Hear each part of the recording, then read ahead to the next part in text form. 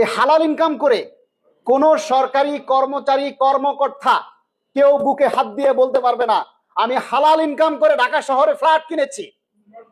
কেউ বলতে পারবে না যে হালাল ইনকাম করে হালাল রুজি দিয়ে হালাল বেতন দিয়ে আমি ঢাকা শহরে বাড়ি করেছি। মা মৃত্যুর সময় তার সচিব ছেলে, তার কানাডার ছেলে, তার বুয়েটে পড়া শিক্ষক ছেলে মুখটা তারা দেখতে পারে নাই। আহা, এই উচ্চ শিক্ষিত করে আজকে যেই বাবা মারা রিটায়ার্ডের পরে অনেকেই তাদের জায়গা হয় বৃদ্ধাশ্রমে। আমরা সেটা চাই না। প্রত্যেকটা বাবা মা যেন স্বয়ং সম্পূর্ণভাবে চলতে পারে। ছেলে মেয়ে যদি জিজ্ঞেস নাও করে, ছেলে মেয়ে যদি বাবা মাকে ভরণ পোষণ নাও দেয়, অন্তত নিজের পেনশনের টাকা দিয়ে যেন সে তার স্ত্রীকে নিয়ে চলতে পারে, সে যেন তার সচ্ছল ভাবে তার চিকিৎসা করাতে পারে। অবসর করার পরও সমহারে বা মানে পার্সেন্টেজ অনুযায়ী হলেও তারা যেন বাড়ি ভাড়া ভাতাটা তাদের সাথে যোগ করা হয়। এই দাবিটা আমরা একেবারে মানে জোরালো ভাবে দাবি করছি। অবসরে যাওয়ার পরও যেন আনুপাতিক হারে তাদেরকে বাসা ভাড়া প্রদান করা হয়। আপনারা কি একমত? বাংলাদেশ সরকারি কর্মকর্তা কর্মচারী কল্যাণ সমিতির পক্ষ থেকে সংগ্রামী শুভেচ্ছা জানাচ্ছি।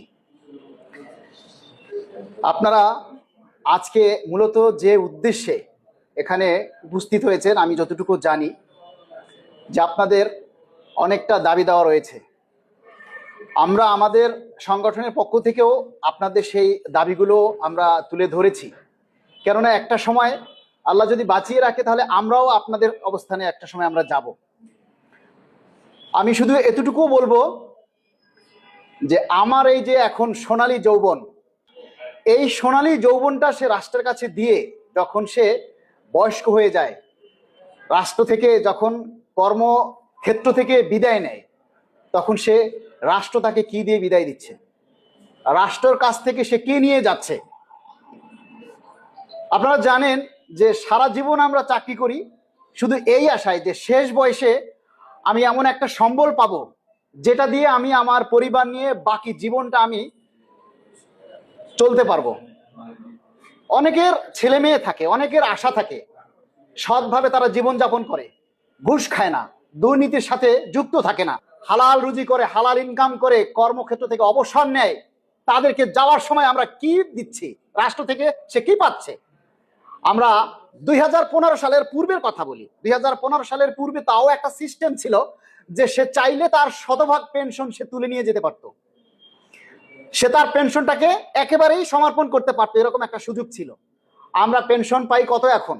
100 টাকা থেকে 90 টাকা, 10 টাকা প্রথমেই নাই, থাকে 90 টাকা। 90 টাকা থেকে 50% হলে আসে 45 টাকা। সেই 45 টাকা হিসাবে এখন আমরা পেনশন পাচ্ছি। বাকি 45 টাকা কোথায় যাচ্ছে? বাকি 45 টাকা সরকারের ফান্ডেই থেকে যাচ্ছে। আজকে আমি রিটায়ার্ডে যাওয়ার পরে আমি যদি কালকে মারা যাই, ওই 45 টাকা আমার ফ্যামিলি আর পাবে না। পাবে? আপনারা কথা বললেন, ওই 45 টাকা আর কেউ ফেরত পাবে না। তাহলে আমি সারা জীবন চাকরি করলাম কি জন্য? আমার এই যে সোনালী যৌবনটা আমি রাষ্ট্রের সেবায় ব্যয় করলাম, আমি কি এই অর্ধেক পাওয়ার জন্য? অর্ধেকের চাইতেও তো কম। আমরা এটা আর মানি না। আমরা চাই 100% পেনশন দিতে হবে। আমরা চাই যে 45% সরকারের কাছে রেখে দিচ্ছেন সেটা রাখা যাবে না। আমরা চাই সরকারি কর্মচারী যারা অবসরে যাবে সে চাইলে যেন শতভাগ উত্তোলন করতে পারে। কেউ যদি পেনশন সরকারের খাতে রাখে সে মাসে মাসে পেনশন পাবে, কিন্তু সে চাইলে যেন তার শতভাগটা উত্তোলন করার সুযোগ পায়।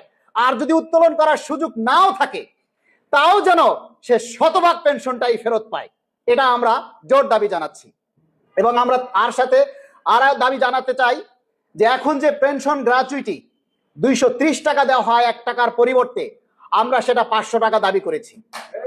এই 500 টাকা যদি সরকার দিতে অসমর্থ হয় তাহলে ন্যূনতম কমপক্ষে যেন 400 টাকা নির্ধারণ করা হয়।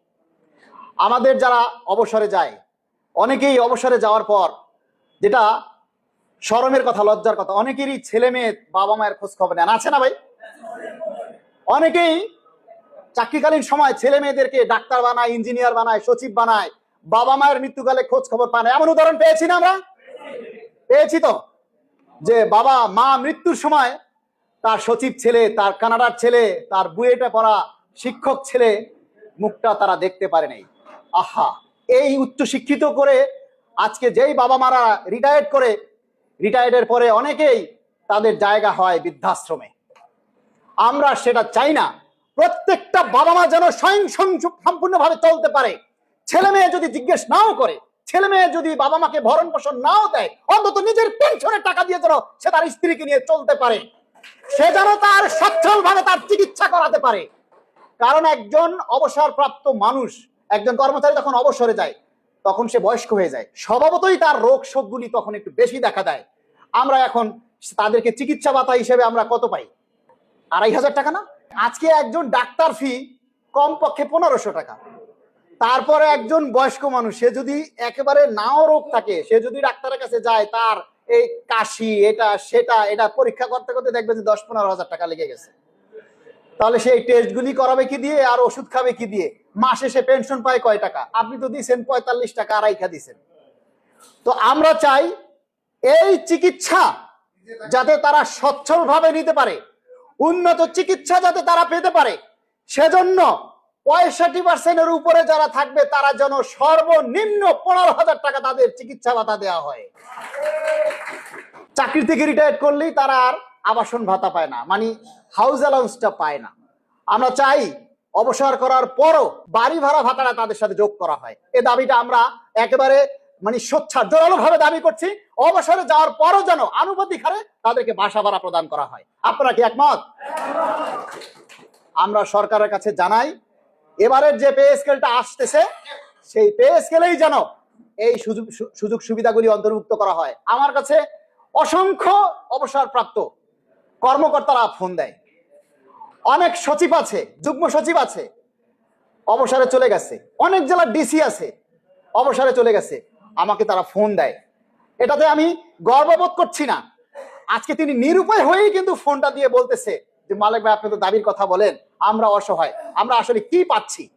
তখন আমার খুব কান্না পায় যে এই সমস্ত মানুষগুলো কিন্তু রাষ্ট্রের সেবায় তাদের জীবন উৎসর্গ করে গেছে, তাদের সোনালী যৌবনটা রাষ্ট্রের কাছে ব্যয় করে গেছে, কিন্তু আজকে রাষ্ট্র তাদের কি দিচ্ছে? যারা অসৎভাবে বাড়ি গাড়ি করেছে তাদের কথা বাদ, কিন্তু যারা সৎভাবে জীবনযাপন করে চাকরি থেকে বিদায় নিয়েছে তারা কি পাচ্ছে? অন্তত তারা যেন সচ্ছল ভাবে তাদের জীবনটা শেষ করতে পারে, তাদের সেইভাবে ভরণ পোষণ, চিকিৎসা ব্যয় এবং অন্যান্য যে আনুষঙ্গিক ব্যয় এবং তাদের পেনশন, সেটা যেন আনুপাতিক হারে সমহারে বৃদ্ধি করা হয় এবারের পে স্কেলে।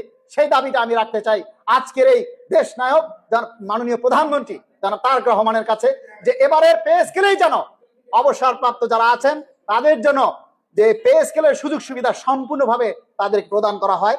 আপনারা সবাই আমার জন্য দোয়া করবেন, আপনাদের মঙ্গলার্থে, আপনাদের কল্যাণে যেন আমরা কাজ করতে পারি। বাংলাদেশ সরকারি কর্মকর্তা কর্মচারী কল্যাণ সমিতি সব সময় পেনশনে যারা আছেন তাদের পক্ষে আছে এবং থাকবে। ধন্যবাদ সবাইকে। আসসালামু আলাইকুম।